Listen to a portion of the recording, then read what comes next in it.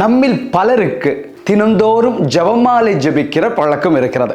ஒரு சிலர் கழுத்தில் ஜெபமாலை அணிந்து அன்னை மரியாவை நெஞ்சோடு வைத்துக் கொள்கிறார்கள்.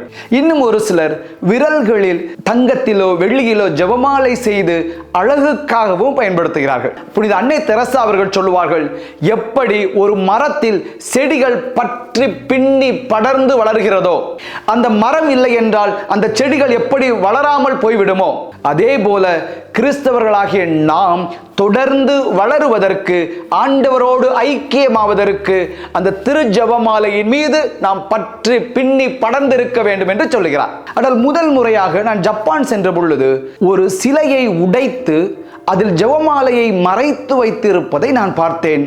அதிர்ச்சி அடைந்தேன். அந்த தகவலைத்தான் உங்களோடு இந்த காணொலியில் நான் பகிர்ந்து கொள்ள இருக்கிறேன். இதுவரை சப்ஸ்கிரைப் செய்யாதவர்கள் சப்ஸ்கிரைப் செய்வதோடு லைக், கமெண்ட், ஷேர் செய்து மற்றவர்களும் இந்த அரிய தகவல்களை அறிந்து கொள்ள உதவி செய்ய உங்களை அன்போடு கேட்டுக்கொள்கிறேன்.